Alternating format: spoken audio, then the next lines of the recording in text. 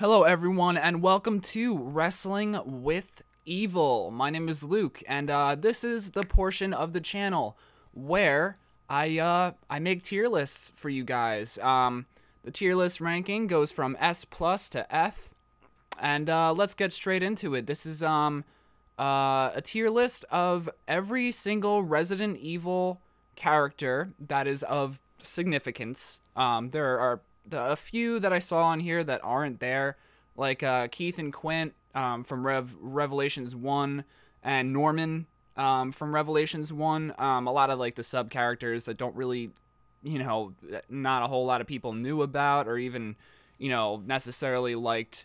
But yeah, let's get started. So hold on, let me check and see if this is recording quick. All right, looks like it is. Let's see. There we go. All right. Awesome. So it's recording. Let's get started, guys. So I'm tier listing from S+, which is an iconic character, to S, which is an amazing character. A+ is a great character. A, just regular A, is a good character. B is an average character. Obviously, there aren't great characters all the time or iconic characters. Sometimes you have those average characters that are just like, they were there. They were of significance or something, let's move on. So yeah, average character is B. C is below average.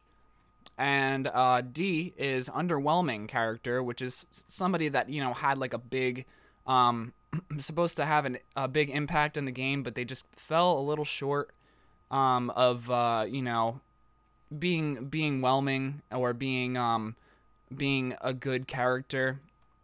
E is subpar at best, which is like, wow, okay, like this character isn't that great, but they're not annoying garbage. F. So yeah.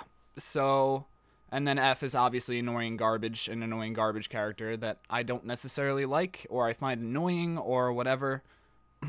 Yeah. So let's get started. Sorry, I have a little tickle in my throat. All right, let's get started. And away we go. We got Lisa Trevor in the house. Lisa Trevor. She's a really good character. She has a crazy backstory. It tells you how she got experimented on in the Spencer mansion, yada yada, and she regained her consciousness, and she's a zombie, but she's like able to, or like a tyrant kind of, but she's able to talk. She remembers a lot of things. She remembers who her mother is.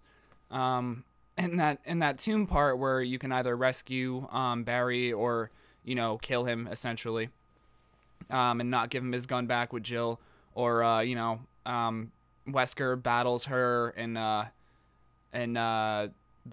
with Chris in Chris's part of the game. She's a really great character. She's creepy as hell. She was a really great addition to Resident Evil 1 remake. So I'm gonna give her great status. I think that she's a really great character. I feel like she gets as much credit as she deserves, to be honest with you. She's not an amazing character, but she's like, a side character that they added on to Resident Evil 1 remake. So let's get into it. Oh, Billy Coen. All right. You guys are going to probably be a little bit mad at me. I don't really like Resident Evil 0 all that much, and I really don't like Billy Coen as a character. To me, he's kind of unrelatable. I don't really like his calm, cool demeanor. He just kind of seems like, and also like, I don't know. Like, I think his design is just too plain, and ordinary. I do like the fact that he, they tell you, the game tells you basically like, how he got framed for, killing 36 people or 39 people or something like that, by the military, his brothers in arms. And, yeah, but that's like the only thing that I really like about Billy. He towards the end of the game, he kind of becomes a pushover when he gets, thrown off that balcony by one of the leechmen, and you don't play as him like in a significant part of the game. So I'm gonna give him subpar at best. He's not annoying garbage. because he doesn't annoy me. He's a character, you know? I mean, yeah. I think I'll put him at subpar at best. That makes sense. So let's move on. Who is this? I don't even know who this is. He's probably a guy from one of the movies. Yeah, I don't really know who this is. So I'm just going to put him at underwhelming, because if I don't really remember who he is, then I don't know who, I can't really place him really anywhere. Yeah. I mean, underwhelming character. I don't remember who he is at all. That kind of sucks. That's disturbing to me. All right. Let's go on. Let's move on. Barry. Okay. I love Barry. Definitely iconic. He has classic lines in the original game like, I got this, and the master of unlocking, and you almost became a Jill sandwich. Barry is so good. He, in every single game that he's in, too, he makes the game. Like, in Revelations 2, I don't really necessarily like Revelations 2. I thought Revelations 1 was the superior game by far. But, I really loved Barry in that game. He was a really good addition. And he's a little bit older in that game and whatever. Even in the original games, he was great. I didn't really play Gaiden all too much. I've seen gameplay of it. Not a really big fan, but he's in the game. I guess that's all I pretty much have to say. But no, like almost every appearance that he makes in a Resident Evil game, like he shines. Like he is the whole package in the game. So I mean, he even outclassed Claire in Revelations 2, and that's hard to do. Claire's a really, really great character in her own. I'll talk about that in a little bit when I get to her. But yeah, no, Barry is the man, and he deserves all the props in the world. Like, that's great character development. He has a good sense of humor. He's a tough guy, and, he just exudes, like, that personality that I love in Resident Evil games. So yeah. And also, he brings a fair amount of cheese, which I do like cheese, just not too much of it, and I'll probably talk about that a little later. But yeah, so let's move on. We got, this is Annette Birkin. Annette Birkin, what can I really say about her? She's William Birkin's wife. William Birkin is the main, is he the main baddie in Resident Evil 2? Yeah, I mean, MR.X is probably, the second below him. But Annette Birkin, I loved her in the original game. And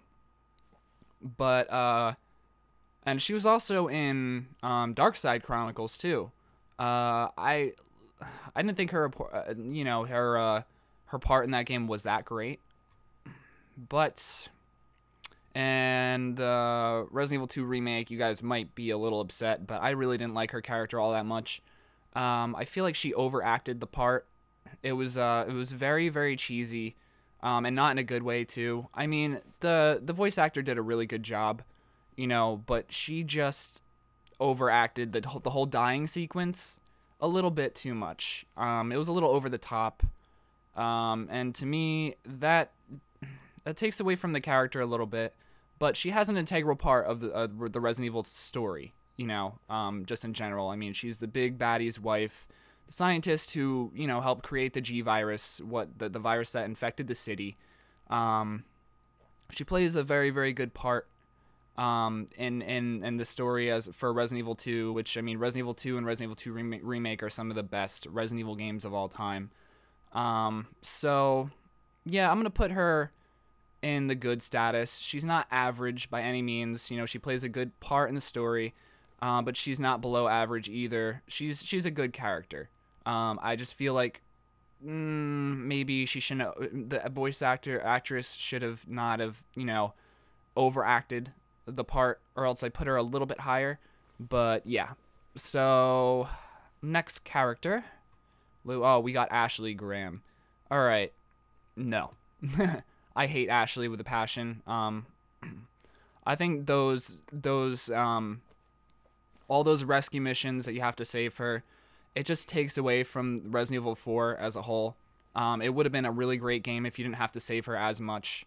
And then when she's around you and you're playing as Leon, you know, she gets in the way a lot. She takes damage very easily. And you could even kill her if you accidentally. Sometimes you'll accidentally shoot and kill her or knife her by accident. She's right there by you. I mean, you could tell her to run and hide or whatever, but yeah. And also, like, I hate the sound of her voice. It's really, really annoying. Leon, help! It's like, no, I don't want to help you. I really don't. And even when she is playable in the game, she doesn't really do, you know, too much. She runs away from a bunch of knighted, you know, castle dudes and, you know, dodges stuff and solves a puzzle. That's it. You know, it's the only time you get to play as her. And, no, I just think she's annoying. She's annoying garbage. Like I said, I would like Resident Evil 4 a lot more if it wasn't for Ashley. So, yeah, that's where she belongs. Alfred Ashford. Okay. So, you know how I said before about a Birkin overacting? This is one of my favorite games, Resident Evil games, and I feel like Alfred's part was overacted, but it was overacted in like a really creepy way. Like he was almost psychotic and unhinged, which, you know, makes a lot of sense. Him and his sister both. I mean, his sister, Alexia, I'll talk about her next. She was more grounded, more calm, you know, more of like a sinister boss type, you know, character. She held herself in high regards, you can tell. And Alfred seemed very very self-conscious and didn't really, I mean he was just crazy dudes, crazy self-conscious dude that just didn't get anything right and was just fucking up the whole entire game. But you know, his voice acting was pretty good as far as the character goes in Code Veronica. And even in, what is it, the Dark Side Chronicles. Yeah, the Dark Side Chronicles is where you play as Claire. That's right. I think his part was kind of haltered a little bit. I wanted to see more of, like, you know, Alfred Ashford, you know, like, in Code Veronica instead of, you know, like, more calm and whatever. And I didn't want to see sinister Alfred, you know what I mean? So I'm going to put him as a character. I'm going to put him as good. He's a good character. Should I say great? Yeah, he's a great character. Just because, you know, his performance in you know, not Revelations. There's so many Resident Evil games, guys. Like, I get mixed up on characters and stuff sometimes, you know. But Alfred is one of those characters that you remember, and you're going to remember for a long time just because of how psychotic he was in Code Veronica. And I think that makes for a great character. Also, I mean, it's kind of the same with Annette, only, you know, I wish they would have portrayed her a little bit better in the remake. But, yeah, no, Alfred is really good. I hope they remake Code Veronica. Keeping my fingers crossed, you guys. Leave it down in the comments if you want to see a Code Veronica remake. I know I do. Like, that's going to be so cool to see these guys, you know, come back to life, essentially, in a new, you know, reimagined style game. But let's move on. So we got Alexia. I love Alexia as a character. I think she's confident. She's smart. She's capable. And when she turns into that, you know, that tyrant form of hers with the, you know, throwing the blood, and it catching on fire and her being like a supernatural, almost princess looking, you know, like tyrant villain. It's so great. You know, the reveal is incredible. It's just like, holy shit. And then even like her last forms are really cool, you know, where she turns into a dragonfly, and that plays into the whole story of, you know, her and her brother Alfred, you know, being this weird kind of, I mean, I hate to say it, but it's kind of like a little bit incesty, kind of. It's kind of weird, but I mean, that just makes, you know, the dynamic of them all the more creepy. And, you know, she's a really great character. I can't wait to see her remade. Like, that's gonna be super cool. Yeah, I mean, that's pretty much all I have to say. I love her forms. I love her dialogue. Like I said, she seems not cocky, but confident and very serious and, you know, almost like visceral. Like, she knows what she can do. She's capable of doing a lot and of doing as much as she wants. And I mean, even the fact that she, you know, she injected herself with her own virus is really cool too. So let's move on. Oh man, my man, Albert Wesker. How can you not put him at iconic? I mean, his first appearance in a game, he ends up turning on his people. Like, it was the ultimate plot twist. I loved watching my dad play the original game when I was a kid, because I mean, even though you kind of expected it, that he was going to be you know, he wears glasses indoors and whatever, you know, during the daytime and all that shit, you didn't expect that there was going to be, you know, like an actual human person, you know, like Albert, kind of being the forefront of how the virus, you know, escaped from the laboratory and the mansion, and like him being the forefront of how the virus got created to begin with, him being a scientist, and you learn all that throughout the game, and it just makes for his character, you know, being from, you know, lower when you first see him, he's just like there and then he's gone, to like, oh shit, this is the main bad guy, like we gotta watch out for him, you know, type shit. So I'm gonna put Albert Wesker there because he is such an iconic villain. The way he talks is very sinister. He's the typical, you know, like final boss in a video game. He's the typical, you know, like final, you know, end game type Thanos villain where he's smart. He's sinister. He'll do anything to destroy the world, and he won't stop until he does it. And you got to take him down. So yeah, that's how I feel about Albert Wesker. Let's move on. Oh, Mr. Kendo. Kendo himself. I love Kendo. And I love him even more in the Resident Evil 2 remake because it explores on his story. You know, his daughter's infected and he has to either shoot her or kill himself because he can't bear to do it. And he just, you know, he picks the ladder and kills himself.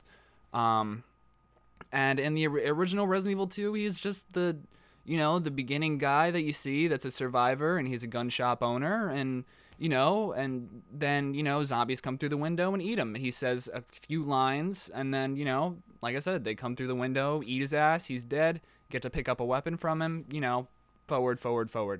But I love Kendo. I mean, I love me some Kendo. I love them in the original game, I love him in the remake.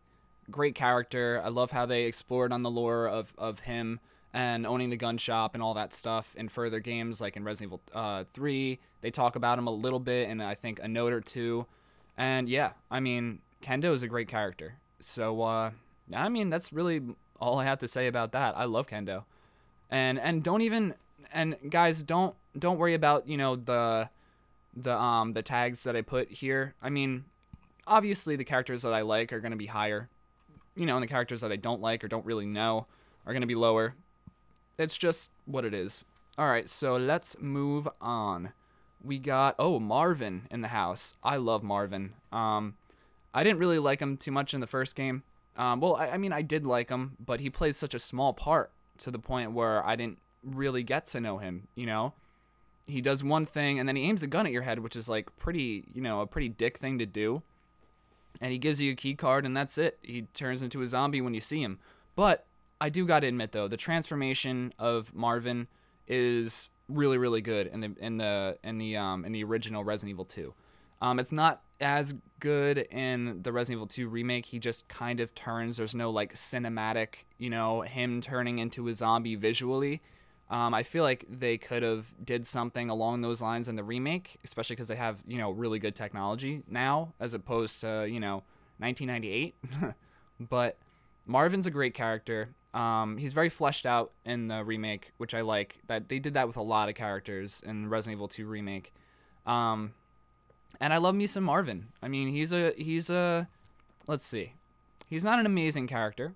I don't think he's iconic per se. But I think he's a great character, so let's put him in the great category. Leon S. Kennedy, get up there, brother. Probably one of my favorite like Resident Evil characters of all time. He and he changes so much. In Resident Evil 4, he has these quippy one-liners, and he's a lot more badass. And 2, he's badass, but he's also insecure, and you could tell that he's a rookie cop, just going into the city for the first time. He doesn't know what he should do or how he should do it, and he falls for stupid tricks. Very naive. And Resident Evil 2 remake, I love the voice actor Nick Apostolidis. He did a really good job with Leon in the Resident Evil 2 remake. He's actually a lot more naive in the Resident Evil 2 remake, which I liked a lot, because that's what he was supposed to be. And they made him a little too confident in the original, like having a deeper voice or whatever. Nick has almost that more calming, like you could tell that Leon's a young guy as opposed to like a man yet, and in Resident Evil 6, he's this gritty dude that's just very tired, and you could tell that in his performance. Like, he's very tired. He's tired of hunting zombies and killing zombies. He's tired of having to go through tragedies. He's tired of losing people. He's tired of watching people turn into grotesque monsters, and he's just tired of all the bullshit. He wants it to stop, and he feels like there's nothing that it's not going to stop, that it's always just going to happen forever and ever and ever, and he's always going to have to battle the evil. And that's, I love Resident Evil 6's portrayal of Leon. It's not a great game, in whole, but, Leon is just a great character, and they kind of have to portray him as, like perfectly, or else it just doesn't work. And so that's my feelings about Leon. Awesome character, definitely iconic, staple of the series, poster boy of the series. And let's move on. So this guy, I just recently learned his name. His name is Murphy something Murphy. Let's see, I haven't played the Resident Evil 3 remake because it hasn't come out yet, but he plays a small part in the original Resident Evil 3, which I'm glad that they're bringing more character to the even like the just like they did in the Resident Evil 2 remake, fleshing out all the characters that kind of died off right away or whatever. He is a very below average character. I feel like I'll probably feel a lot more different once I play the Resident Evil 3 remake, but he's definitely below average, dies way too soon, but I still know what he is and who he is, and his a little bit about him. I mean, obviously he's in the UBCS, so there's that. He likes to wear a beanie, which is cool. I mean, that was very 90s of people to do back then. I mean, people still wear beanies that I know. So, yeah, I mean, he's just a little bit below average, and hopefully that changes, over time, once I learn to play the Resident Evil 3 remake and start to love Resident Evil 3 remake, because I know it's going to be awesome, guys. I know it's going to be awesome. It's going to be one of the best Resident Evil games of all time, and you could take my word for it right now. Like, it's shaping up to be a crazy, crazy good time of a game. Yeah, so that's my take on that. Let's move on. Nicolai, I loved him in the original Resident Evil 3. He was just, he wanted to pull the wool over everybody's eyes, and he was like this Russian, sinister, kind of, very doubtful of Jill when, they first meet and whatever. He's just like, and even in Resident Evil 3 remake, from the snippets that I saw, he's just like, she's gonna get you killed. She's unreliable. And, it's just like, he's just that guy that wants to fool you. He's actually a really terrible person.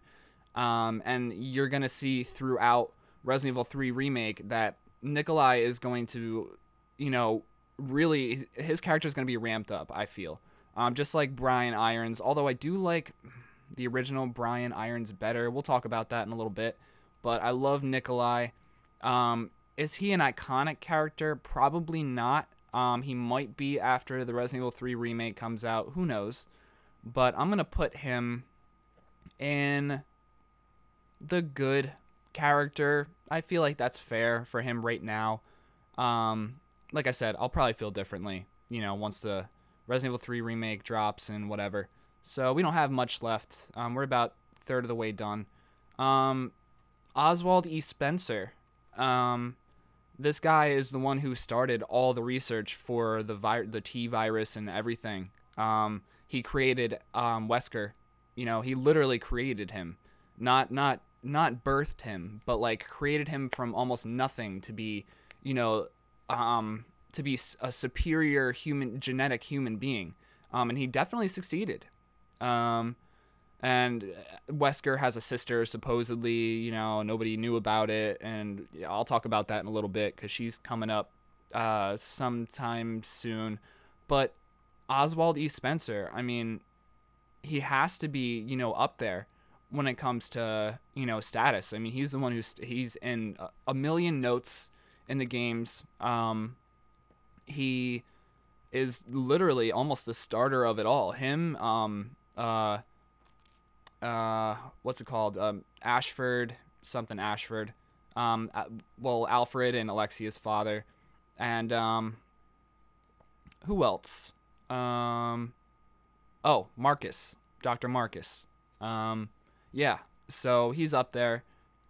When it comes to, like, the starters of it all, the idea of making a superior human being to be a biological weapon that they can, be billionaires and make money off of, and make a superior human being that's better than any human ever, but he's just there, like you hear a lot about him, and when you meet him, he's very old. He doesn't play too much of a part in Resident Evil 5 when, Albert Wesker eventually fucking kills him,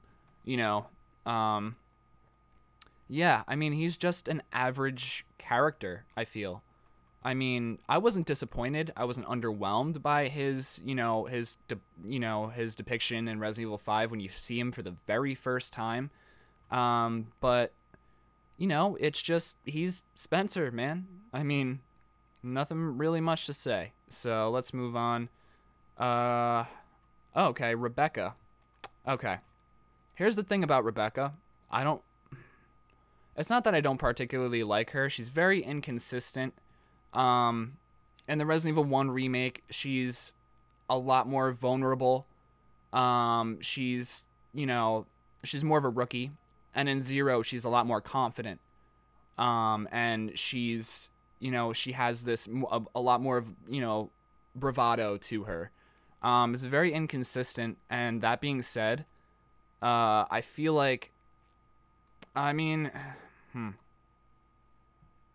think about this one for a second. I'm going to put her in...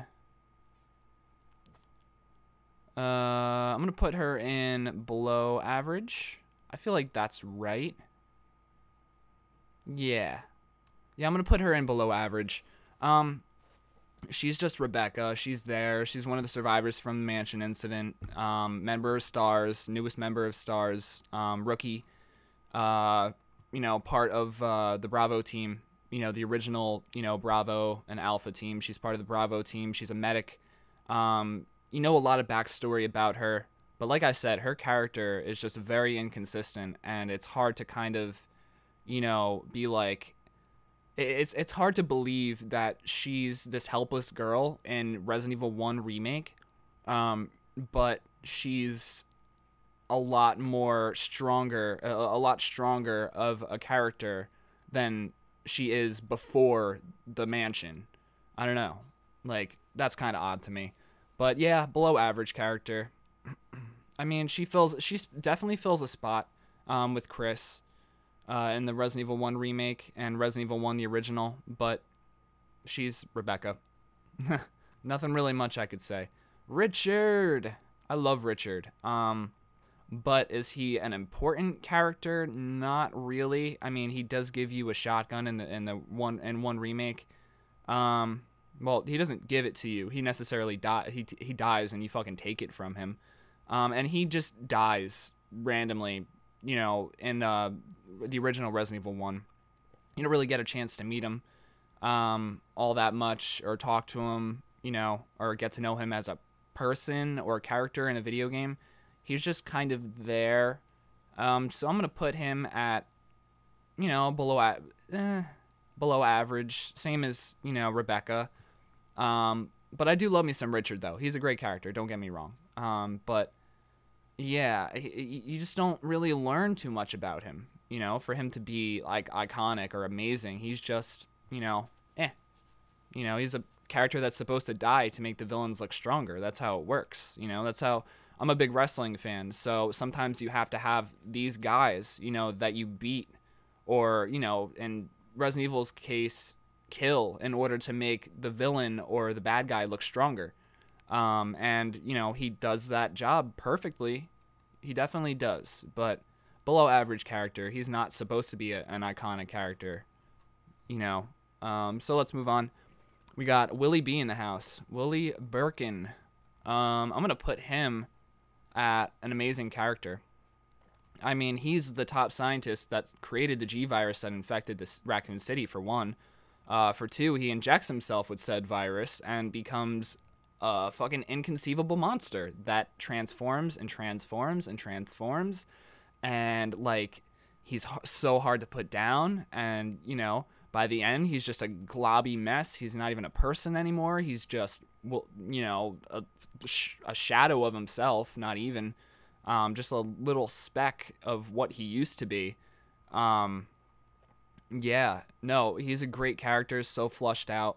You know, they talk a lot about him in notes in the original Resident Evil 2, and then, you know, that cutscene where Hunk kills him. He shows a lot of he shows a lot more character in the Resident Evil 2 remake.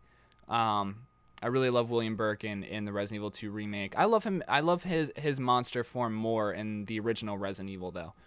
Just because it's so classic, and when he transforms, it's kind of squishy and unsettling.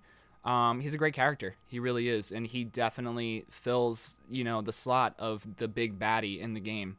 So yeah, I mean, that's how I feel about that. He's an amazing character. I love Willie B. So let's move on. This guy, same as Murphy. I forget his name. It's either Tyrone or Tyrell, something with a TY. I haven't really looked it up, but no, he's just one of those characters, like I said, that has to die in order to make the big guy look stronger, or in this case, Nicolai. You know, Nicolai, you know, he's an asshole. He kills like everybody so that way he can get more money and a bigger pay cut, and a bigger paycheck. I mean, rather, why would he want a pay cut? But a bigger paycheck, and he doesn't give a shit. So, and in the Resident Evil 3 remake, I heard he's gonna be like the IT guy, like the, you know, the hacker. Kind of reminds me of Die Hard a little bit, with that one dude that was in Walker, Texas Ranger. No, yeah, he's basically like the computer hacker type guy. You know, he'll probably be working with Nicolai, and then, you know, he'll be successful just like that guy, and then fucking Nicolai will just shoot him, take all the money and run, or try to at least. Yeah, I feel like that's probably the route that they're gonna go in, like a Die Hard type style, which I fucking love Die Hard. If they do that, that would be even more amazing. I'll become more of a die-hard fan of the game. Yeah, nailed it. Wasn't really that funny, though. But, yeah. So, yeah, I mean, he's just there. He has to get killed by Nicolai in order to make Nicolai look like even more of an asshole, which I think it's going to succeed. I mean, you know, Resident Evil 3 Remake is shaping up to be a masterpiece. So let's move on. Steve Burnside. Yeah, fuck him. I mean, you know, the portrayal of him was a lot better in the Dark Side Chronicles, but he's just the most annoying piece of shit character that I can really think of in the series. Like, he stands out, but in a really bad way. I don't like him as a character. He's very whiny in you know, in Code Veronica. He's a little bit more stronger and more grounded in the Dark Side Chronicles, but he's very also forgettable. I mean, like, he isn't put on that great of a performance. I feel like there should be a mixture of confidence and, you know, like, whiny, dweeby, you know, prisoner type, you know, person in Steve Burnside. And they didn't do it well in Code Veronica. He sounded a lot more whiny. and he sounded way too confident in the Dark Side Chronicles. So if they remake the game, which I hope they do, Capcom, please remake this game. I would be forever gracious. Your fans would definitely pay a lot of money for this game to be remade. Trust me, I would pay. But if they found some sort of balance, Steve Burnside would be a better character. But right now, as it stands, he's annoying garbage. He's the worst part about Code Veronica. And even when he transforms, it's very underwhelming. He fucking whines the whole time and then becomes this giant green monster, which I think is a cool design. He grabs a giant axe, starts slashing at you, yada yada. But yeah, no, Steve Burnside, he can fuck off. He's garbage. He's a garbage character. All right, so we got two forms of Sherry Birkin here. We have the little Sherry, who makes her appearance in Resident Evil 2 and Resident Evil 2 Remake, and then we have Sherry Birkin grown up, which we'll talk about after the little one. She's in when she grows up, she's in Resident Evil 6, and she's part of the story. So little Sherry, I'll put it this way. In the original Resident Evil 1 remake, they didn't really give her a lot to do. She kind of just moves a couple boxes around and whatever, when you play as her. And she's a little girl, like obviously she's going to be very whiny and scared and afraid. But in the Resident Evil 2 remake, they really did her right. But like the ending part, like she should have been a lot more sad about her mom and her dad passing away and dying. But right away she wants to get a puppy and live with Claire and Leon. So yeah, I mean, that happens. But again, I feel like it's a little bit of a balance issue. Not as bad as Steve's, don't get me wrong. Sherry's supposed to be annoying. She's little, she's a little girl. Like, and honestly, the intro to seeing her and the Resident Evil 2 remake blows my fucking mind every time I see it. Like, she's like, you need help, to Claire. And then she's like, look behind you. And when I first heard that, I was just like, oh shit. Like, that voice acting was so well done. And it made you feel like, oh shit, there's really something behind me. Like, I'm scared. I'm really scared now. That's what it was supposed to make you feel. And the voice actress definitely really capitalized on that. Did a really good job. So, that being said, also she plays a bigger role in the Resident Evil 2 remake. She doesn't just move boxes around this time. She tries to escape, the crazy asshole Brian Irons, who I'm going to talk about in a little bit. And he's a psychopath. And, he's calling her a little girl, a tiny little girl who's like 7 or 8, trashy, shitty names. And, it's a good part in the game. I don't like run and hide missions all that much. But when I think about it and the impact it made on a lot of people in the game, it's just like, oh damn, it definitely did its job. So I'm gonna put her. I think she's a great character, honestly. And if it wasn't for Sherry being in the game, like you wouldn't know Claire as like this lighthearted, very kind person, who cares about everyone and just wants to get the fuck out of there and rescue this little girl. So. Great character. I love Sherry in the original game and in the remake. There's certain things that I like more than others, and I think her portrayal in Resident Evil 2 remake was a little bit better overall. But yeah, I mean that's how I feel about it. She's a great character. Okay, so adult Sherry. So this is gonna get controversial, but I really really like her character in Resident Evil 6. And I don't like Resident Evil 6 by any means. I think it is one of the worst Resident Evil games of all time. But that, like I said, that's in a previous list that I did. Check that out. But Sherry Birkin, all grown up, she tells a story of how, right after the Raccoon City incident, she gets a whole bunch of tests done on her. And she's basically almost impervious to getting wounded and shit like that. And it just speaks to the volume of how crazy the G virus was. And, you know, even getting vaccinated gives you, like, almost superhuman-like powers. I thought that was really neat, and I'm glad that they really explored that, because I had been wondering, oh, what about Sherry Birkin? What about Sherry Birkin? And then when I first played 6, I mean, it wasn't that great, but I was just like, oh shit, Sherry Birkin's in the game? No fucking way. That's crazy. I gotta check that out. But I mean, the story of her and Jake, you know, that whole story arc in 6 wasn't really that great. I thought Usanak was a crappy character, but, you know, that's also in a list. I'm going off the rails here, but Sherry Birkin adult is a good character. I mean, backstory, you know, obviously, you know, Annette and William's, you know, offspring, daughter, and yeah, I mean, Sherry Birkin's a great character. You know, you can't go wrong with her. They should bring her back. They really should. That would be awesome. Jill Valentine, iconic. I mean, she's the, you know, she was the Jill, she's a Jill sandwich, you know? Classic lines. Her performance in Resident Evil 1 Remake was so lighthearted and fun and cheesy, but in a good way.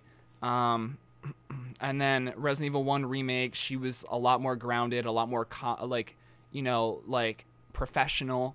And just her facial expressions alone, you know, tells you that, you know, the horror that's, you know, in this mansion is not a good thing. And, you know, you look in her eyes and you think, oh, wow, like, what if I was in a zombie apocalypse and I was in this mansion and I was in her shoes? Like, how would I feel? You could see that on her face, on her eyes, or in her eyes, everything. I love her design. She's a great, like, a really, really great design character, for sure. I don't really like her Resident Evil 5, you know. I didn't really like her in 5 just because, you know, they changed her hair, dyed it blonde and whatever. But I love her as a character. She's, you know, iconic to a T. And, you know, I hope they really bring her back in a different light other than, you know, how she was portrayed in 5. But yeah, that's going to be really cool. I loved playing as Jill in Revelations 1. That's a phenomenal game. And she has a lot of really cool outfits, you know, like, she's just an amazing character, bar none. All right, so let's do the next character. Rodrigo. I can't really do his voice. Rodrigo. Nah, that sounds really weird. I don't even know what kind of accent that is. He's just a character. I mean, he's really nice to Jill, lets her go, you know, out of the prison cell, or not Jill, Claire. He's really nice to Claire, lets her go out of the prison cell in, you know, Code Veronica. Yeah, and you give him some hemostat medicine. He talks to Chris for a tiny bit, has a tiny interaction with him, and gives Chris his lighter back that Claire gives him, you know, earlier on in the game. And that's pretty much it. There's not really too much backstory on him. I hope they explore his character. I think they will. I think they will explore his backstory more in the remake, once they remake it, because I think they will. They should. It's a little bit... It's a fun game, but it's it gets very, very tedious at points. But Rodrigo, he's just a below average character. You know, he's supposed to die and make the villain look stronger, you know? I mean, these you know, these 4 characters besides, you know, Rebecca, they have their place. I mean, don't get me wrong. Which is why I'm not putting them, you know, lower. But, you know, Rodrigo, just a character. So let's move on. Hunk. C. He's not exactly the most iconic character just because, you know, there is no backstory to him, but that's the kind of the point of Hunk. If you think about it, he's supposed to be a masked, you know, assailant that nobody knows the face of. All you do is hear his voice every now and then, and he is just the guy that's trying to collect the sample and always trying to do missions for the bad guy. And there's a lot of mystery about him, and those types of characters I really enjoy.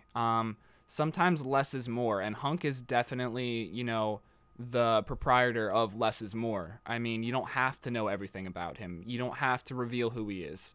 But, I mean, once they do, though, it's going to be insane. Like, everybody's going to have their fucking mind blown. Like, that's going to be awesome. But, he's an amazing character. He really is. The fact that his mask is just his biohazard mask is so iconic, and he plays his role in certain games. You don't really get to play as him in, like, a storyline or anything in any of the games, really. But, Hunk is Hunk, man. He's the ultimate DLC character. You know what I mean? The ultimate side mission character. He is there to do what he has to do, fulfill his mission, get fucking paid, and move on. Move on with his life to the next thing. He's a mercenary. He's a killer. He's, he's a tyrant killer. He's everything. So, yeah. I mean, that's Hunk in a nutshell, pretty much. So, Ada Wong. Okay. I think she's iconic, honestly. The fact that, her and Leon have this love story going on. She's always teasing him, always, getting his goat, always doing that shit on purpose just to piss Leon off. In the original game and in the remake, she capitalizes on his naivety, as a rookie cop. And in Resident Evil 4, he's a lot more confident, but she bests him every single second, screws him over. She's sent to, take, a sample of the G virus, and, she does a really good job of that. She always fulfills her mission, and, somehow, some way, always meets up with Leon just to fucking torture him, just to tease him. And that's why I love Ada. I mean, she's a great character. She was great in the remake. They shared that kiss. I thought that was a little bit cheesy at first, and then now when I think about it, it definitely, it was necessary for Leon to, believe her and fall for her. But Ada is just that bitch that is just like, oh, well, you want this? You want all this? Well, you're not gonna fucking get it. Haha. See you later, bitch. Like, that's Ada. I love Ada. She's awesome. And I love the whole dynamic between her and Leon. It's just really, really cool. It's different. And, it's just really nice seeing Ada. I mean, in 6, that whole storyline where she got cloned, I thought that was really garbage. They could have done something else. I mean, 6 is Resident Evil 6. It exists. That's pretty much all it does. But, I mean, Ada's a great character, so I can't knock that. She's awesome. So, let's move on. Okay, Luis Sarah. He is a Spanish scientist. And he's in Resident Evil 4. In case you guys don't know. And when you first meet up with him, he's in this cabin. There's a whole bunch of ganados, around him and around you guys, and he helps you, shoot them all. And he's very misogynistic towards Ashley. He points out her boobs, her titas, and it's just like, oh, I see the president's daughter was equipped with ballistics too. And he's just that douchey, like, misogynistic guy.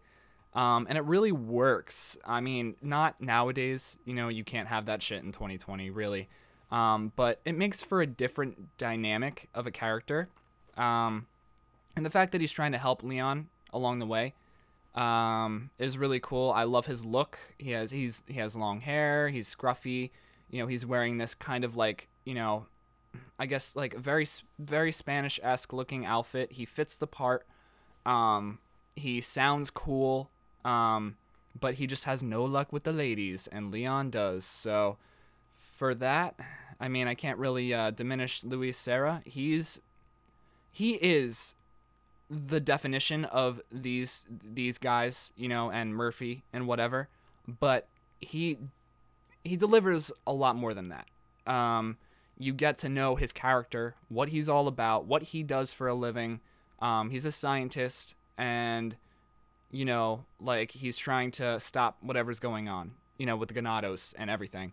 and stop Sadler in his tracks. And he eventually, you know, dies and gets, you know, speared through the back by Sadler and bleeds out. And, you know, utters last words, and then that's it. That's, you know, the last you see of him. You leave his dead body right there, in the castle. So I think he's a good character.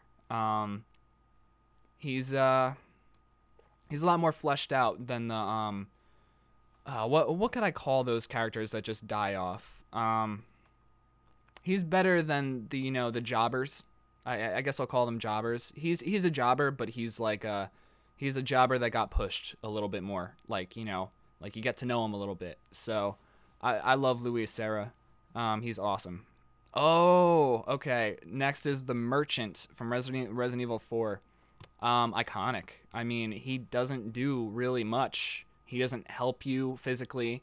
You buy weapons from him, and he just has that iconic, you know, voice. Like, what are you buying?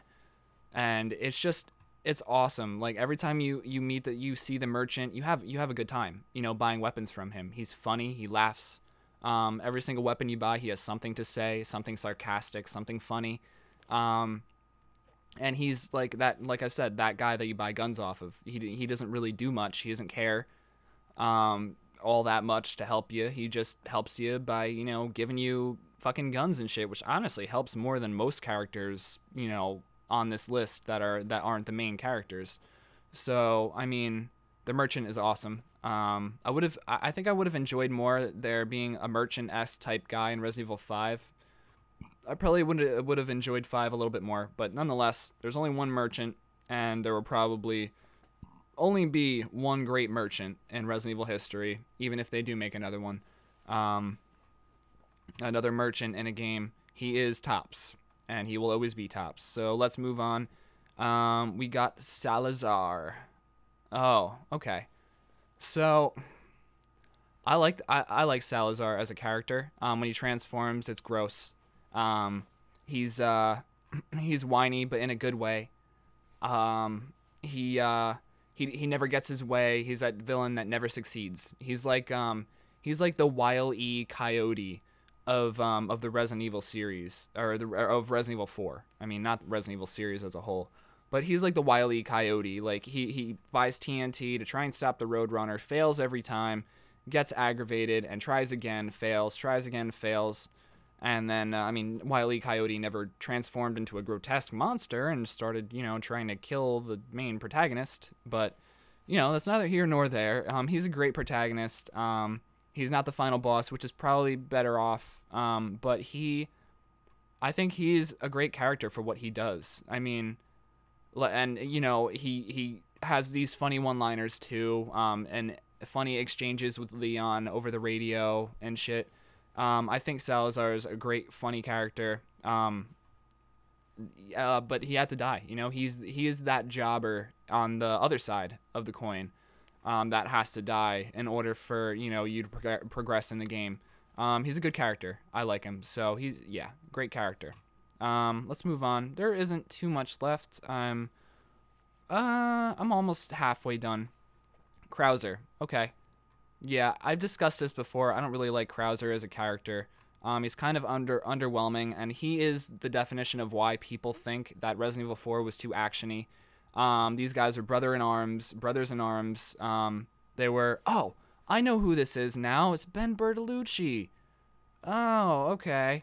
Yeah, I can put him in... Sorry, guys. I couldn't tell who he was by just looking at him at first. But this is Ben Bertolucci, I believe, anyways. If it's not, then fuck me, I'm wrong. But I think Ben's a great character. I mean, he's a jobber character, but you get to know him a little bit more in Resident Evil 1 Remake.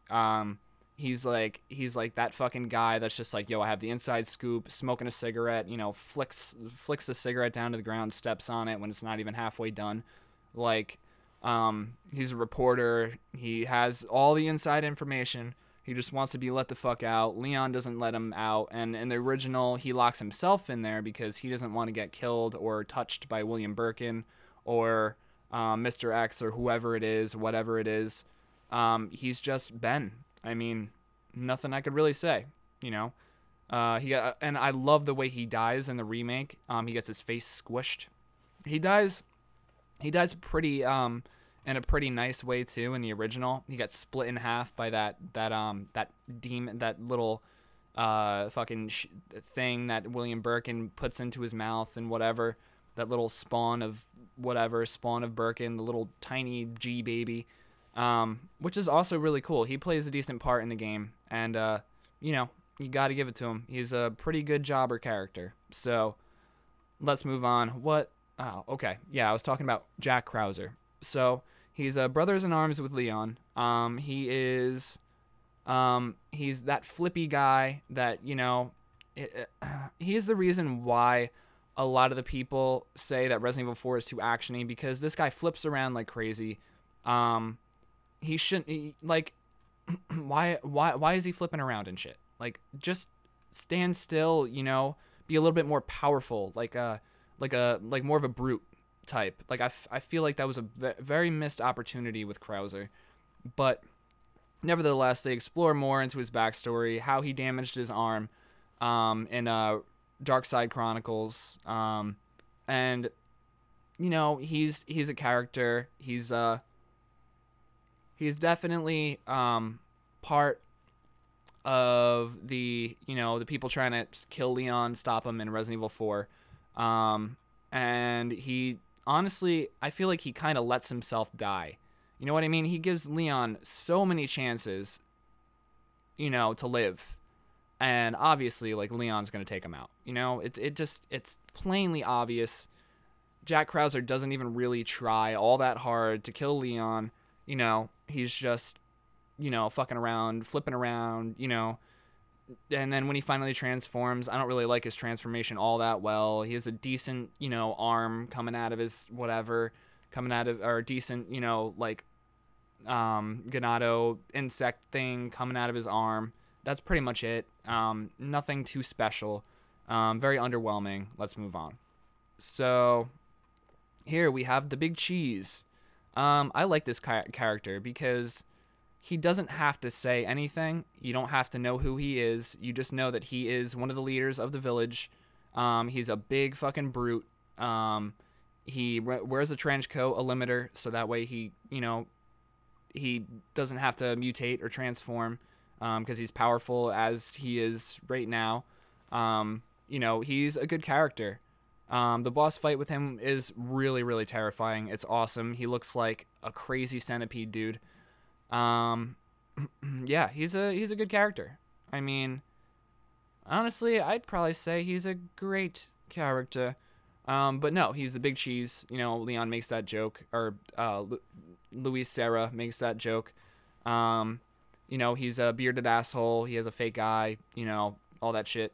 You know, he's tall. You know, throws Leon around like nothing. When they first meet. And he's the introduction to the more scarier portions of Resident Evil 4. Definitely a lot more scarier and frightening, and less, you know, less action oriented, which I really like. I like that part of the game. But yeah, Torres Mendez, the Big Cheese, he goes in great character for sure. It's a good line too. I love that Big Cheese line. So let's move on. We got a little bit more.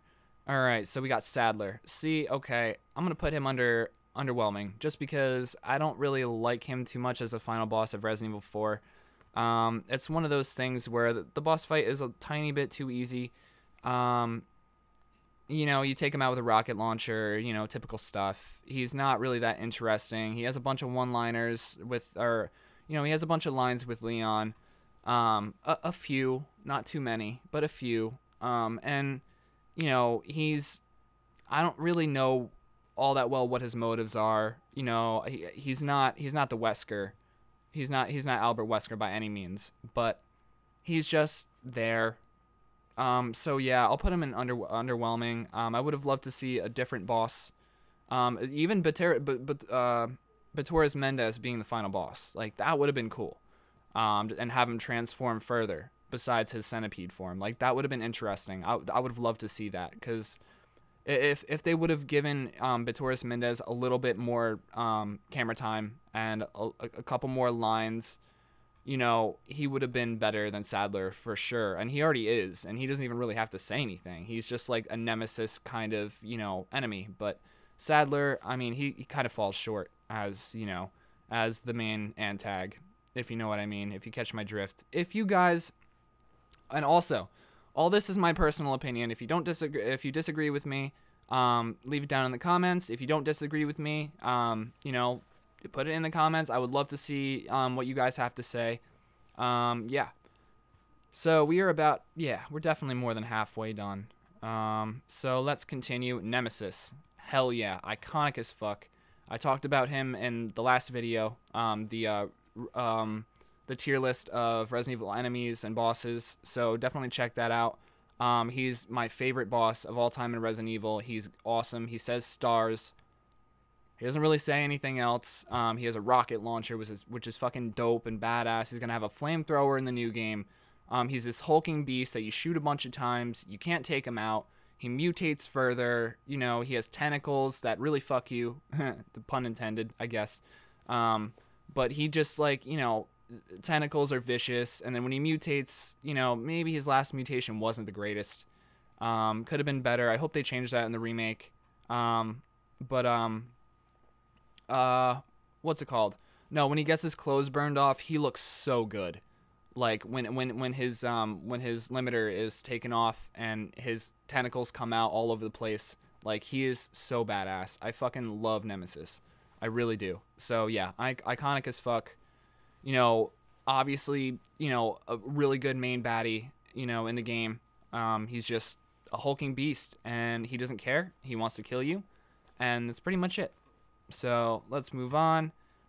This fucking guy. All right. So this is the main baddie in Resident Evil 0.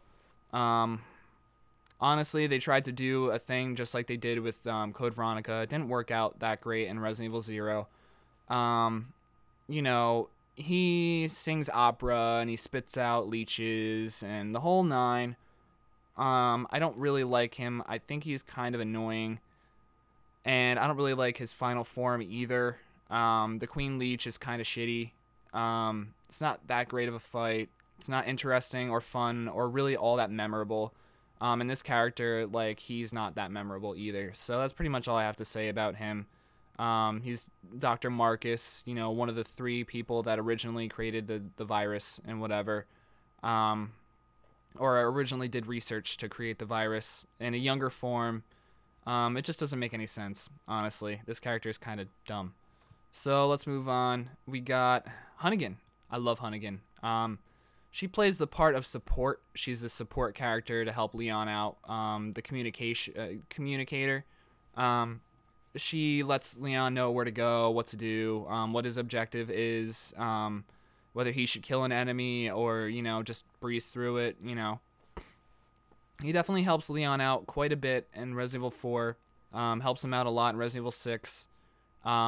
She really sticks her neck out for Leon, to the point where, like, Leon's just like, look, you've saved my life so many times, like, you know, let's go to Pound Town or whatever, or like let's grab dinner, let's grab a drink. So yeah, Leon, he would date Hunnigan for real. So I mean, yeah, Hunnigan's a really cool character. You don't really have to know much about her. She's a communication, you know, specialist. She communicates with Leon. That's pretty much all anybody really needs to, you know about this character. So yeah, great character. Sheva. Okay. I really like Sheva as a character. She's one of the better parts of Resident Evil 5. I mean, don't get me wrong. I love Resident Evil 5. It's a pretty good game. Not playing, you know, if you're playing with a friend, it's a great game.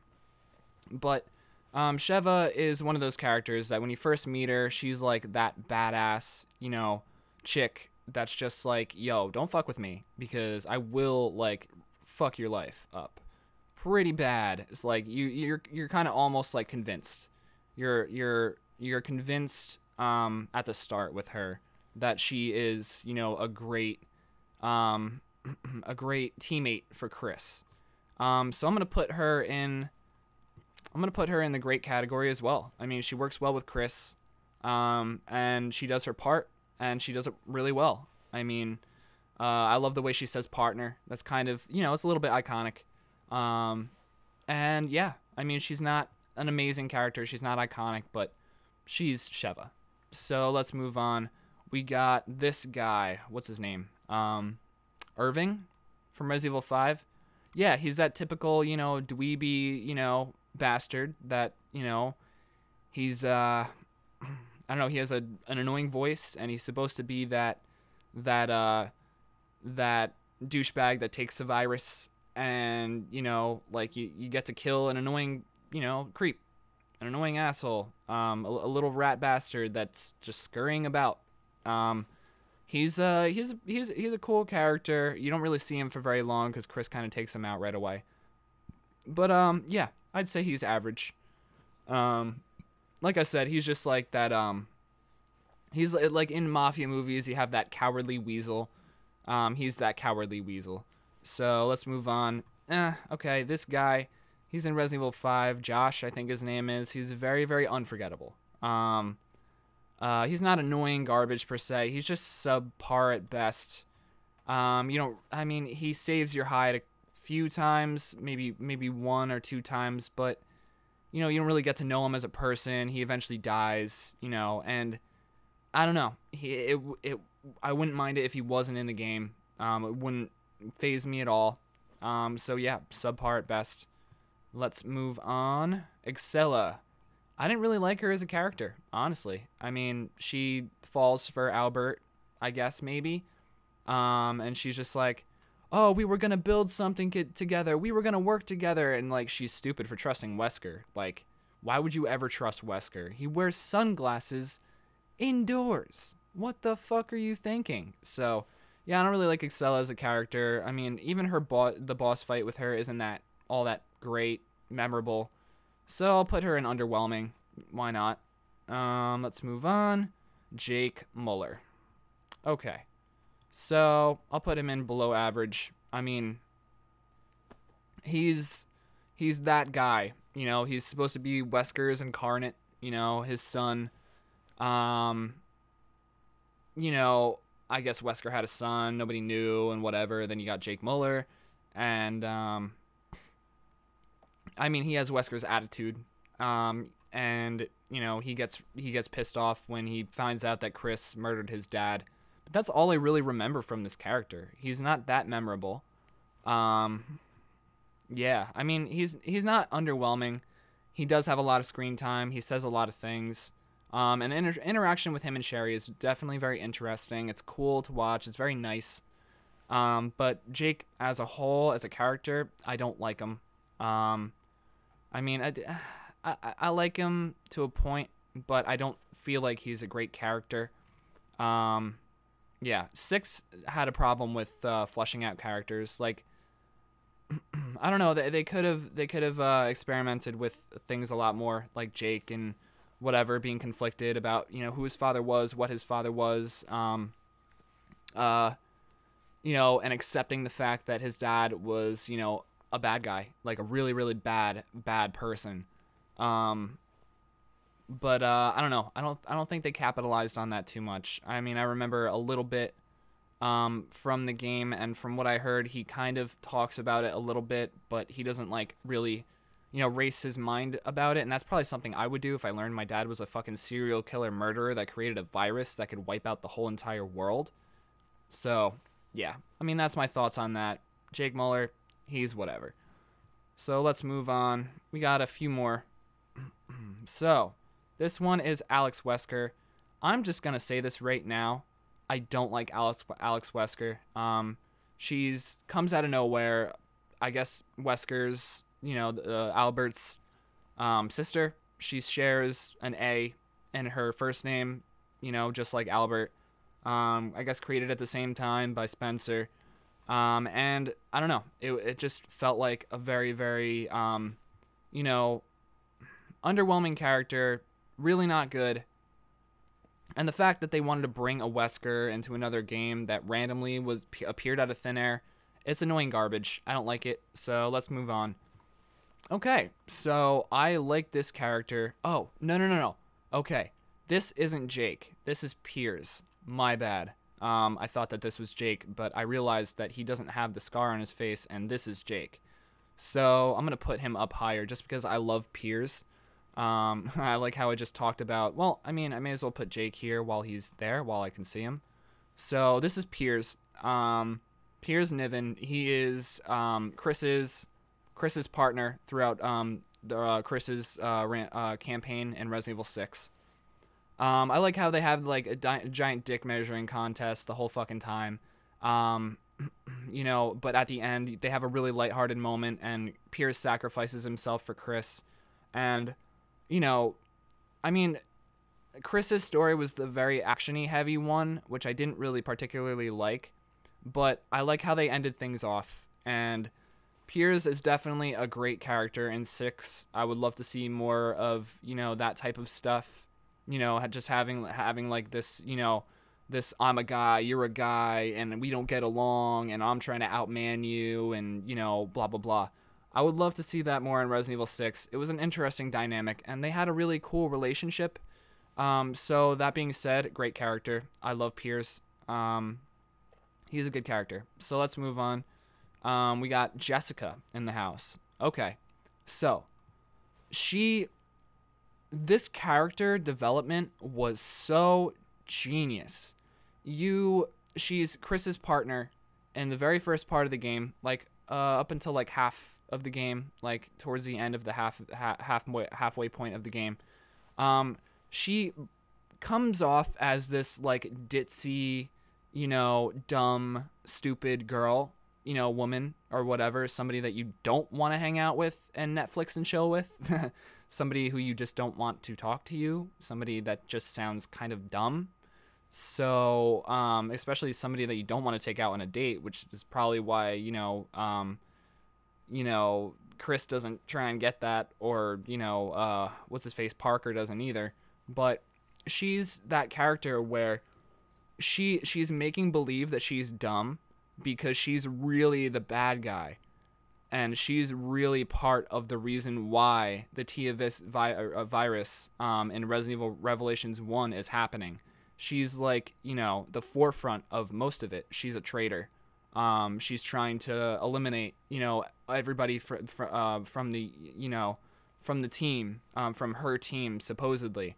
And she does a really good job of convincing the player, me, and, you know, the people in the game that she's partnered with, of that, you know, she's stupid and not capable of doing such a thing and whatever. And then she spins and turns around, you know, and there's a giant plot twist at the end. It's really cool, very reminiscent of what Wesker did, only she was a lot more convincing. So I'm going to put her character as an amazing character. I don't think she's iconic. I don't think a lot of people really remember her for what she is and what role she fills in the game, but I love it. She's a great character. Let's move on. So, Halina. Yeah, very underwhelming. I mean, she's trying to find her sister. That's, you know, whatever. We haven't seen, I mean, we've seen that before, you know, with Ada trying to find John in Resident Evil 2. But I mean, it actually turns out that Ada is the bad guy, and Helena's getting framed for, you know, for being insubordinate and killing the president. Very standard stuff. Don't really like Helena as a character. She kind of comes off as like sort of useless. Like, I know she's there with you shooting things like you are, but she kind of comes off as gullible, useless. You know, the ability to, you know, get framed for something is kind of like a very weak in a character, in a video game or a movie or anything. I don't really like her as a character. So yeah, underwhelming. Not really much to say. Let's move on. So we got a little bit left. Enrico. I mean, he's that, again, that character that, you know, has to die in order to make the bad guy, you know, look good. And that's Wesker. Again, he kills Enrico. So Enrico is the head of the Bravo team in the very first game and Resident Evil 1 remake. He's the, you know, the head guy. He makes all the decisions in Bravo team. He's like, you know, the head guy in charge for that team. And he gets just in the middle of everything, you know, in the middle of all the shit. He survives, you know, a pretty long time until, like, half the game, and then Wesker shoots him in the head, or in the chest, during the part where you're in the not guardhouse. What's it called? I think it's the guardhouse. Yeah, the guardhouse. He gets shot by Wesker, killed, and then he reveals that there's a traitor in Stars, which is really cool. And then you're just like, traitor, huh? Like, I wonder who it could be. So Enrico, he plays a good part. He plays his part well in, being a device, a plot device for the game. And, being a character that has to die in order to progress further. So, Enrico gets below average character, jobber status type deal. So let's move on. We got Derek Simmons from Resident Evil 6. Yeah, fuck this character. Actually, I'll put him at subpar at best just because, he is very devilish and devious. But, his transformations are fucking stupid. Like, why does he transform into a dinosaur? Why does the C virus make him do that? I don't get it. I don't know. I don't want to talk about it anymore because it really pisses me off. Like, the fact that he transforms into all this crazy shit and whatever and is able to piece himself back together. I don't really like it. Doesn't serve any purpose for me to like a game. That being said, he is a little bit memorable and he is a little bit devilish because he's trying to frame Halina and Leon for killing the president, even though he's the one that, started the whole outbreak and whatever. Yeah, he's an asshole, a devil. He's a douchebag, but he's just not that great of a character. And as the final boss, or as a final baddie in the game, he doesn't really live up to it. So, yeah, I mean, it is what it is. So we got O'Brien in the house. He's a character. He doesn't really deliver much to Resident Evil 1 Revelations. He's just there.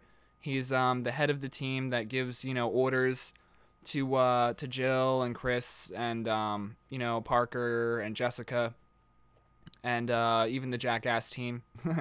I forget what their names are. Quint and Keith. He gives everybody orders. He tells them what to do, where to go. But, he's behind, one of the reasons behind why the T-Abyss virus broke out to begin with. So he's very underwhelming. I don't really care about this character. If he wasn't in the game, I wouldn't care. So let's move on. Okay, so this is Ada's, clone. Yeah, fuck that garbage. I hated that whole storyline. That Ada gets a clone, and Ada's clone's bad, and they think Ada's the one who's doing it, but it's really her clone. Stupid.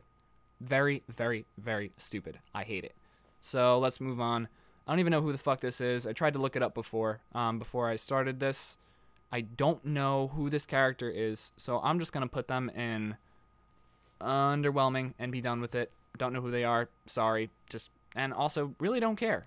So let's move on. Parker. I love Parker as a character. I think he's a great character. He has a lot of personality. He serves as Jill's companion for, pretty much almost all of Resident Evil 1 Revelations.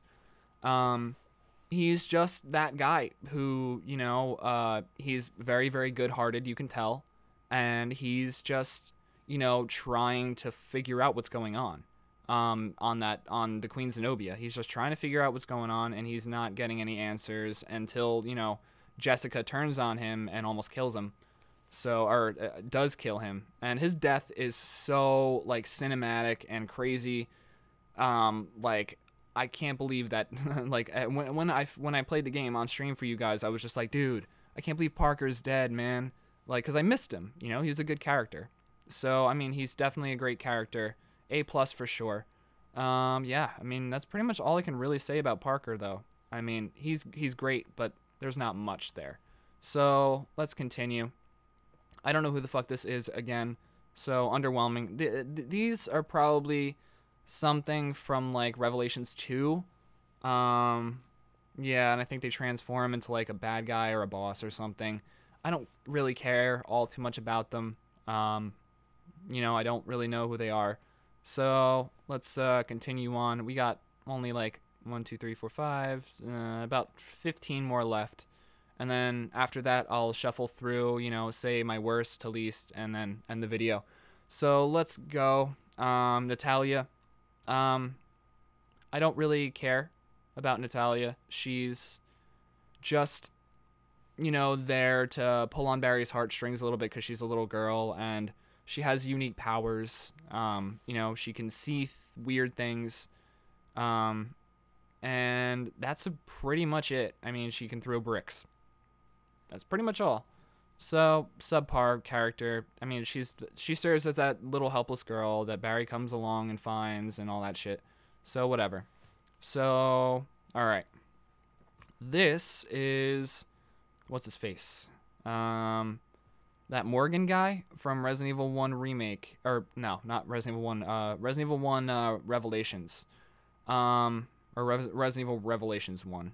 Sorry. Little tongue-tied today. No, he serves a purpose, but he doesn't really get all that much screen time. A subpar character at best. He's not annoying garbage. Well, actually, you know what? I could consider Natalia annoying garbage because I hate playing as Natalia. In the game, for one, she's very useless and kind of helpless, and all she can do is throw a brick around or two and like spot things that are invisible. Not really much of a point. I would rather play as Barry. He has a magnum. He's amazing. So, yeah. But this guy, don't really know too much about him. He's the reason why the T-Abyss virus is a thing.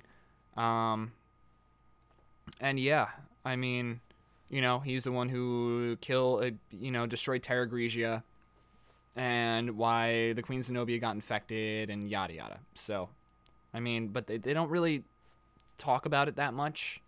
I don't really know who this character is until, like, all the way at the end of the game.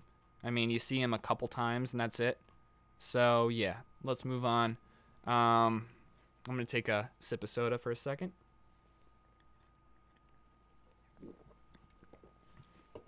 Just to wet my mouth, because my mouth was getting a little bit dry. All right, awesome. So, Moira Burton. I love her as a character. She's a young woman. She's Barry's daughter. I think she's the fact that I think she's an amazing character. She's a foul-mouthed teen who basically, had to she accidentally shot her sister with one of Barry's guns because he wasn't very responsible. He's lovable. He's lovable Barry. I love Barry, but he's very irresponsible when it comes to his children. And she knows how to use a crowbar. That's for sure. But meet my friend. That's a crowbar. Somebody named Crowbar. Blah blah blah. Rick and Morty reference. My name's Crowbar, and this is my friend, Mr. Crowbar. That's stupid. So, but yeah, no, Moira and Barry have this really shitty relationship. She doesn't like him for a lot of reasons. Yeah, but basically, yeah, she doesn't like him for a lot of reasons. They don't get along because she doesn't like guns, and she's mad at Barry for having guns and whatever, and I guess Barry doesn't realize how traumatized she was for almost killing her sister. So they disagree, just like father and daughter do, just like father and son do, just like mother and daughter, blah blah blah. It's a really cool dynamic that they brought to Revelations 2, and that's something that I could really appreciate about the game. Even though I'm not too crazy about the game myself, that is one of the cooler parts about the game. So, I mean, she serves as, Claire's companion, throughout the game. And then towards the end, she actually does fire a weapon because she was so scared of firing a weapon. And then at the end, she just blows, the enemy away with a gun. And it just serves as like a really cool linear story that, has a lot of, backstory. And that's something that I could really appreciate in a game is backstory. So Moira, amazing character. I love her in the game. Let's move on. So we got, I don't know, 14 more characters left. So let's go. We got Zoe Baker. So I'm going to put her as a good character. She serves as that person, letting you know what to do and how to make the vaccine for the virus, all that shit, so you can save your wife. She talks to you via a phone, which is, they don't even have phones like that anymore. That's not really a thing. But I love her southern accent. I love her attitude.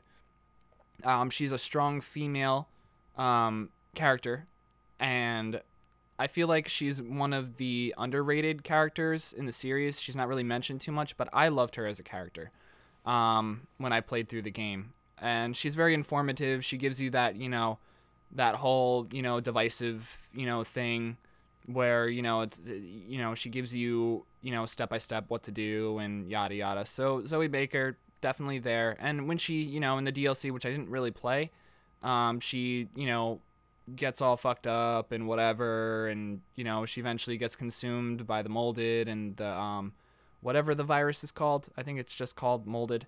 But yeah. So let's move on.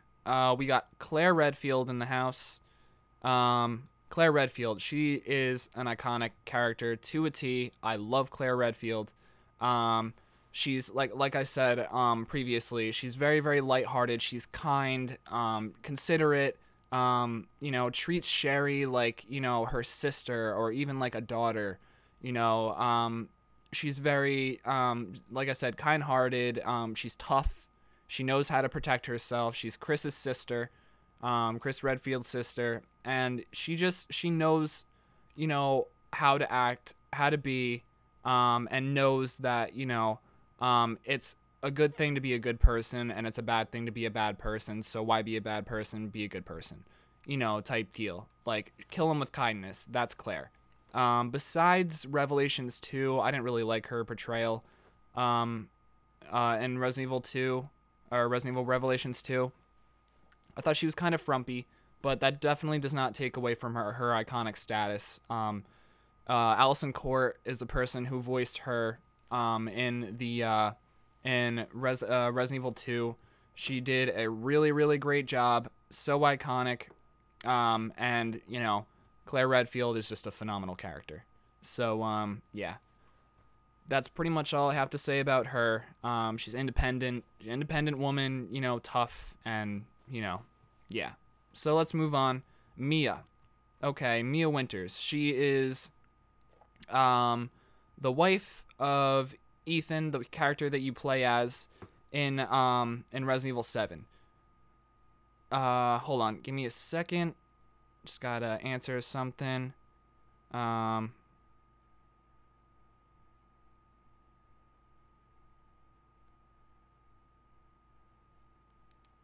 right. Yeah. So basically, she is the wife of Ethan, the main character that you play as in Resident Evil 7. Yada yada. He's on his way to Dulville, Louisiana, to this mansion or house in the bayou to rescue his wife, because she sent him a message, blah blah blah, saying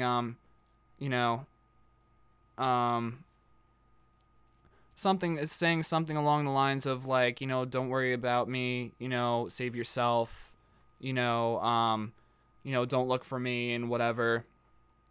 Yeah, stay away. She says to stay away, but he obviously is being a good husband. He wants to find her. He loves her. And she ends up being this crazy fucking bitch, infected with a virus, and tries to kill him. Chainsaws his hand off, stabs him with a screwdriver, and pins his hand to the wall with said screwdriver in the middle of his hand. Almost kills the guy. Like, it's so fucked up. Like, when I first saw that, I was just like, holy shit, what the fuck am I watching? It blew my mind. So I love Mia as a character. I don't really like playing as her, but that part of the game was, not that great. But I love her as a character. I think she's great. She gets an A+ for me. So let's move on. So we have what's her face? Marguerite Baker. So I like her character. I would say that her character is great. honestly. The whole Baker family is really, really iconic, and, well, not iconic, but definitely great. One day, I think, you know, it will be, they will be iconic, but, you know, Marguerite, as a whole, she's like, you know, she's this sweet woman, you know, very kind and whatever, but when, you know, the molded virus takes control of her, she becomes, you know, all fucked up and, you know, has bugs, you know, controls bugs and all that shit, and just becomes really crazy, and she has flies come out of her snatch and whatever. Just this crazy demonic force created by something, and it's just, you know, she gets insane and crazy, and, you know, that's her character, you know, but she's really just like this sweet woman that just, you know, had her life invaded by, you know, what's her face? By,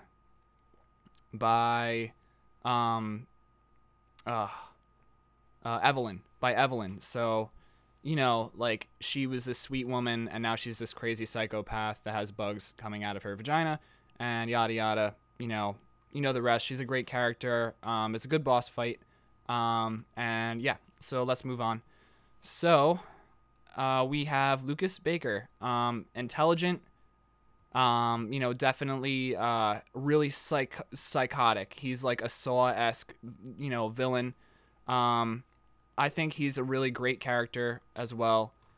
He plays the part of like the mastermind, you know, very, very well. He creates contraptions, you know, tries to kill you, you know, throughout the whole game, tries to kill Chris Redfield, tries to kill, you know,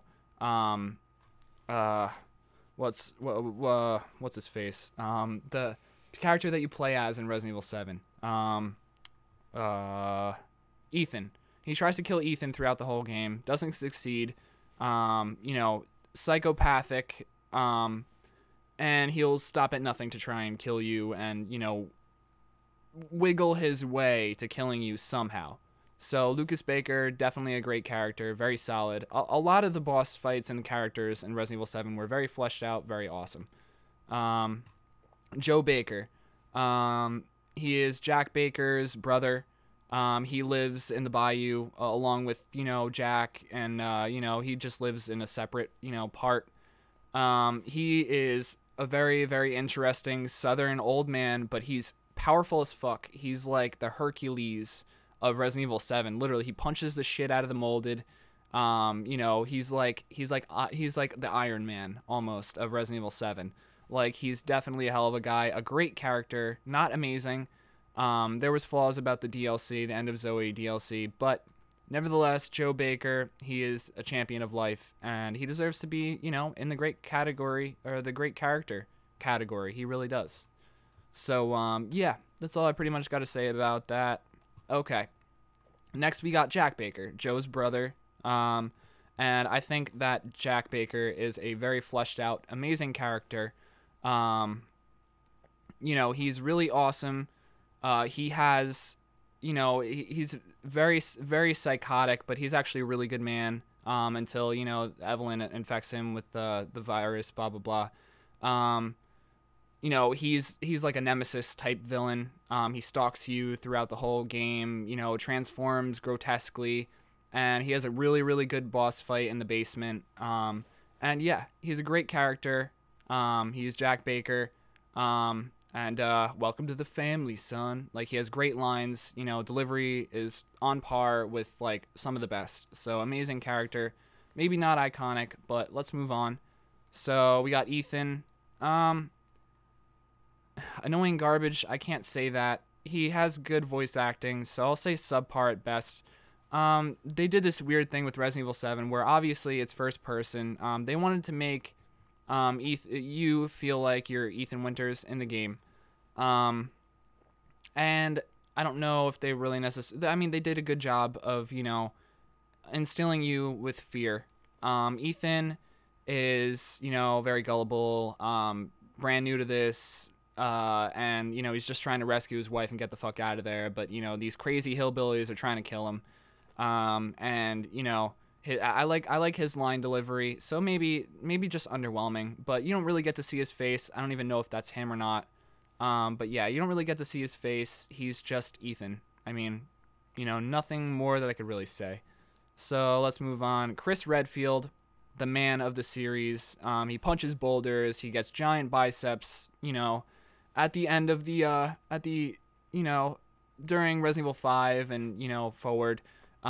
He's resilient, tough. He's a soldier. He's trained very well.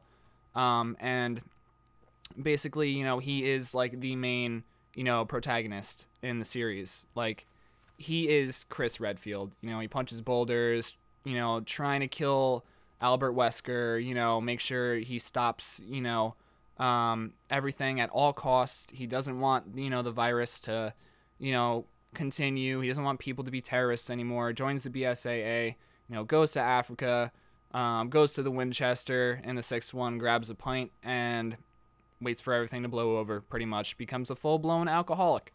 So that's Chris Redfield. He's a great character. Like I said, he is Claire's sister, or Claire's brother, not sister. He's not a girl. Claire's brother, and he's just a very strong, character. So let's move on. We got Carlos Olivera. I love this character. Iconic for sure, honestly. Like, that's not even debatable. He has really cool lines with Jill in Resident Evil 3. He tries to flirt with her. He doesn't get very far. And I can't wait to see, further how they portray him in Resident Evil 3 remake. It's going to be fucking awesome. So yeah, Carlos, definitely iconic. I love him as a character. He's just that typical guy that flirts with all the ladies, all the foxy ladies. So yeah, Carlos is there. Chief Irons. Let's just say I love this character. I could call him iconic. I love him in the original Resident Evil 2. I love him in the Resident Evil 2 remake. He's a psychopath. He's insane. He wants to kill everybody in the town. Make sure there's no survivors. He's basically paid off to, to be, that guy that, is like in charge, but he takes care of everything, getting a paycheck from Umbrella. And he's insane. Like, he shouts at a little girl, calls her a little bitch. Like, what the fuck? That's crazy.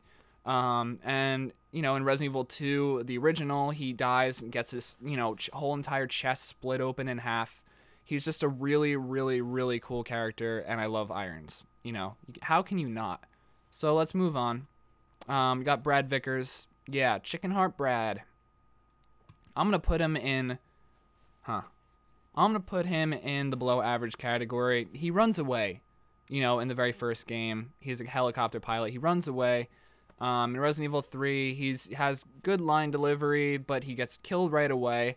He's the jobber, jobber that's supposed to get killed by Nemesis to make him look strong, to make Nemesis look like a really, really badass villain, and it succeeds. So, he does his role very well.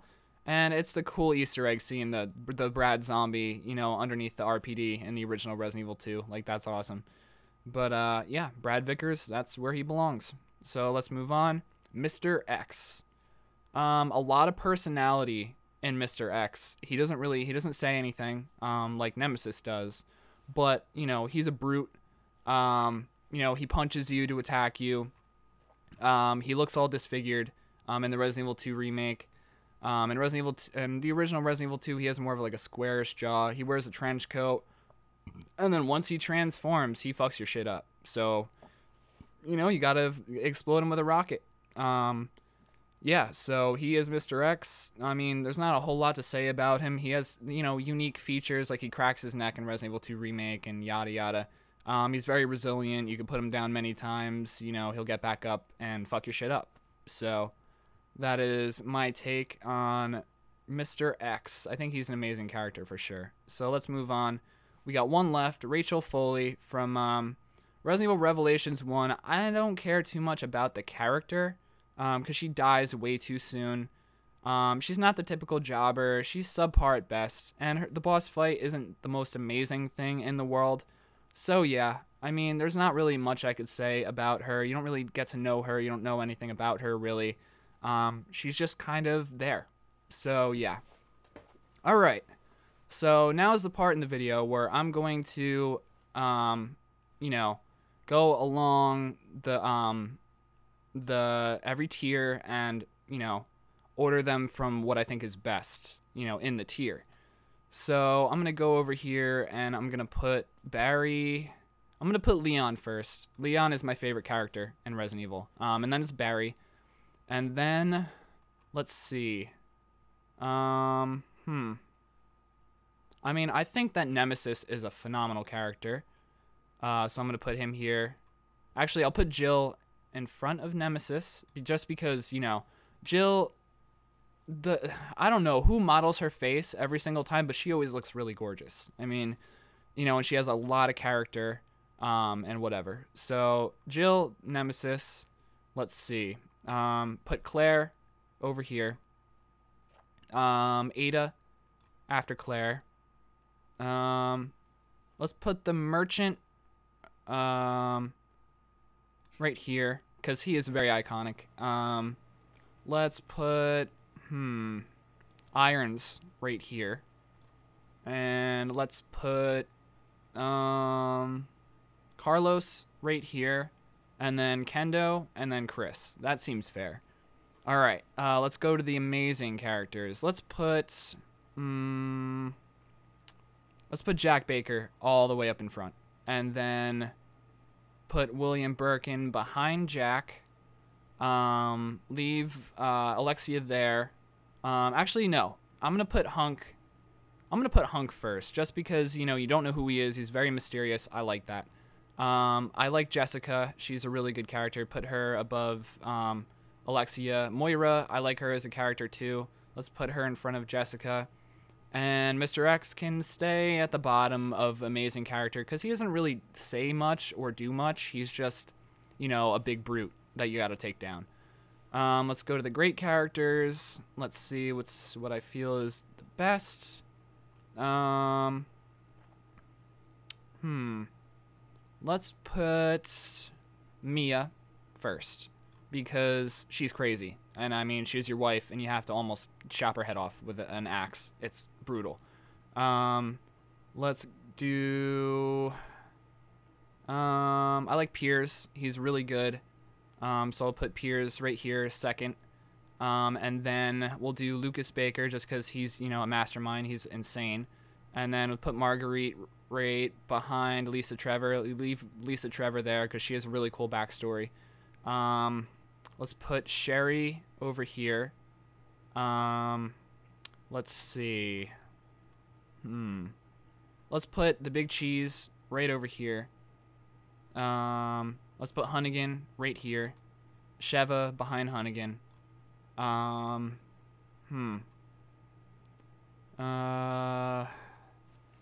This is a tough one. Put Marvin right here. Salazar right here. Let's put Ben right in front of Alfred. Let's put Joe in front of Parker and in front of Alfred. And yeah, okay. So that's my great characters. Let's go to the good characters. We don't have much left of this video, guys. I'm almost done. Let's put Nicolai. Hold on. Let's put Adult Sherry first. Let's put Lois Sarah next. Nicolai. And then Annette and Zoe. And then we'll put this guy, what's his face? Irving, first. And then Oswald Spencer, you know, after that, after him. Let's see. I guess we'll put Rebecca first. And then Jake behind her. And then all the jobbers. Who's my favorite jobber? Probably Brad. And then we got... I like Rodrigo. He's a good jobber. And then Enrico right here. And then Richard, and then this guy, and then this guy. Well, actually, no. This guy before this guy, because you don't really hear much from him, but he actually has dialogue with you before he dies. So let's go over here to the underwhelming characters. We got Yeah, I'm going to leave Ethan in the back. Actually, no. I'll put these guys back here. O'Brien, too. I'll put him all the way in the back. And then, let's see. I'll put Halina up front because she actually has some backstory. Krauser's next because he, I don't know. He just jumps around way too much. I don't like him as a character. And then we'll put Sadler right there and Axela right there. I feel like that's fair. So let's move on. Okay. Billy can stay there. He's not as terrible as these guys, you know, or he's not, you know, more terrible than these guys. Let's put Simmons there. Let's put Rachael there, and then Josh there, and this guy, you know, at the bottom. And then we will put Steve all the way down at the bottom because fuck him. I don't like him. Actually, you know what? I'll put Ada's twin or whatever, or duplicate at the bottom because fuck that storyline. That was horrible. Let's put Alex Wesker right here. Ashley is somewhat useful. Natalia is more useful, though, because she follows you throughout the whole game rather than, you know, just fucking one part of the game and then annoying screams and crying and, you know, then you want to shoot your head off after the game's done because Ashley wants to bang you and you're just like, no, that's fucking weird. And then, yeah, so put Marcus there. So that's fair. So, yeah, guys, this is my tier list. Leon the best. You know, this fucking, you know, Ada lookalike at the worst. So let me know your thoughts. Send me a copy of your tier list if you want. So I could be like, yo, I agree or whatever. We can start conversation. That'd be fun. And everybody that's watching this, definitely please like, subscribe, support the channel. However you can. Hit that notify bell. Make sure you get these videos when they come out. I'm going to try and do one every week. If not, if I'm not doing anything that week or, you know, live streaming for you guys, I have a whole lot of stuff planned for you guys that's going to be really fun, really awesome. And I love the fact that you guys are a part of this channel. You guys make this channel. Thank you guys so much. Yeah, so that's how I feel about all the Resident Evil characters. Like I said, this was completely opinion-based. So if you have a problem with any of these characters being in some sort of order or whatever, definitely leave it down in the comments. And as always, I am Luke from Wrestling with Evil. Mwah. Love you guys. Peace out. You guys are the best.